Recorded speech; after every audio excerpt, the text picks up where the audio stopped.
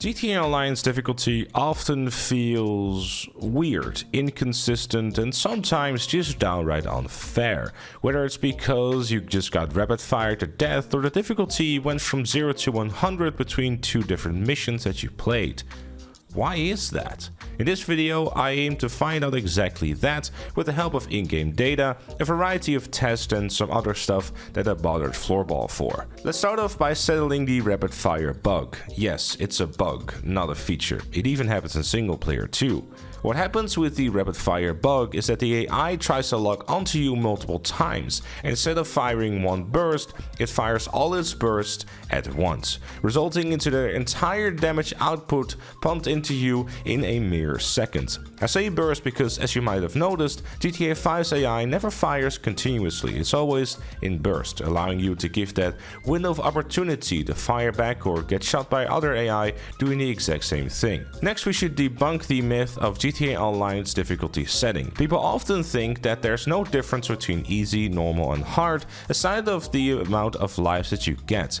However, nothing could be further from the truth, because the difficulty setting actually does make it easier when it's lowered, and naturally harder when it's raised. The difficulty setting in missions does affect the accuracy of the enemies. Normal is, well, normal. Easy makes the enemies 20% less accurate than normal, and hard mode makes them 20% more accurate than normal. And trust me when I say this, that you can definitely tell a difference. But why do some missions still feel like they're verging on the edge of unfair? To give an example that the goofy guy from Ohio made an entire video complaining about, the mission Bad Beat.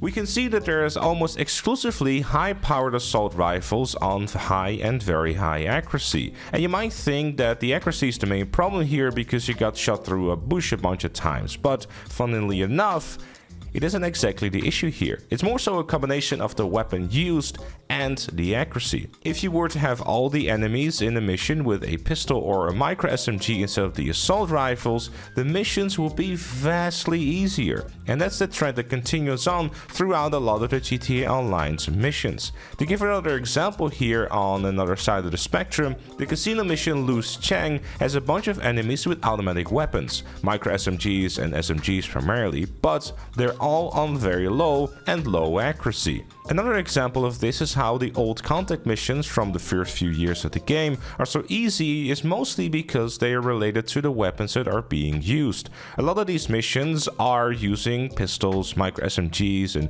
maybe an SMG and an assault rifle sprinkled in here and there. But generally speaking, they're all weaker weapons that generally are hovering around the medium accuracy stat, which often should still give a relatively decent challenge, but nothing compares to those later missions. Obviously, Rooftop Rumble is an exception to the rule here because Rockstar spent a lot of time trying to make this mission more difficult and less likely being to speedrun through in about 3 seconds. While I would love to go through every single mission and share with you how accurate the enemies are, what weapons they use and how many of them there are, because I do have that information because Floorball is a madman, I think for the sake of time I'll just sum it up for you.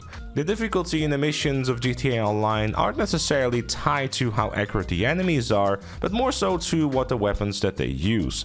To further prove this, I bothered Floorball some more to make me a visual test to exactly show that. In this setting, we'll go through every single accuracy setting within the game with a pistol and an advanced rifle, and then walk from left to right twice to see how much damage I take.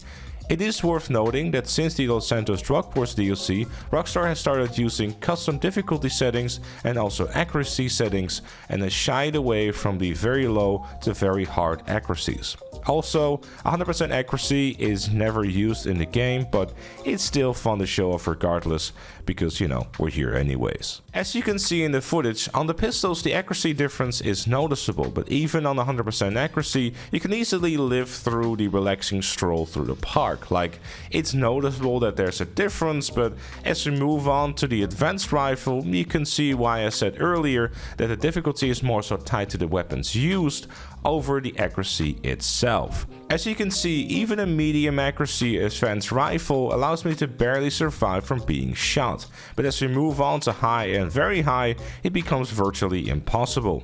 It becomes even worse when you move on to checking out how much damage I can take in 10 seconds by just standing still. With the pistol, I managed to survive most of it, but on the advanced rifle, the results are definitely not as flattering. So is this a logical progression of the difficulty in the game? I'd argue that it is. With the amount of different tools that you're able to use to get around these enemies, or make even quick work of them through the use of explosive rounds, armored vehicles like the Kuruma, and many others, Rockstar had to do something to keep it kinda challenging, especially for those missions that require an upfront cost. Most of those people are obviously more advanced players rather than those people who are still playing contact missions from Martin from 2013. Sadly, in turn of doing so, it can often feel unfair when you decide to not engage to use any of those tools like the armor Kuruma, where you're practically unable to get shot. There's plenty of ways to make a game more difficult without it feeling unfair. GTA Online already does this by disabling certain vehicles within the newer missions, like in the Mercenaries DLC where you're not able to use the Mark II, for example. Often in GTA Online, this does go combined with the way that the accuracy just tends to have enemies blind firing at you and just still getting perfect hits as well. Combine this with the higher powered rifles that are being used, and before you know it, you got blind fired by an enemy that you didn't even see. I think in some ways the Doomsday Heist did difficulty pretty well. Aside from the obvious rapid fire bugs that seem to happen quite often in it, I've always felt that Doomsday Heist is one of the last challenges left in the game. Maybe if Rockstar were to implement different tiers of enemies, it'd be more interesting to fight in the game rather than just mowing everyone down or getting mowed down yourself. A difference in dynamic would make a great way to switch up the gameplay in a meaningful and interesting way. Juggernauts are definitely very tanky in terms of health, but they force you to engage them in a different way. The same thing goes for vehicles. If a helicopter shows up, you have to deal with that too. Whether through explosive rounds or an RPG, you have to find a moment to engage with it, switching up the combat and making it more interesting. Obviously, helicopters don't really show up all that often in missions, which maybe is something that Rockstar should look into to make it a bit more, I guess, spicy. GTA Online often just kind of sticks to using regular enemies that you can typically kill within one headshot, and it will also be interesting to actually be able to make use of the alternative ammo that we have on the Mark II weapons in a meaningful way. But I can kind of see where Rockstar maybe shies away from that, considering the fact that they want to make missions for everyone rather than just a select group of people. Perhaps these are some ideas that Rockstar could implement in future DLCs, and if not in GTA Online, then perhaps in that other game that we're waiting for.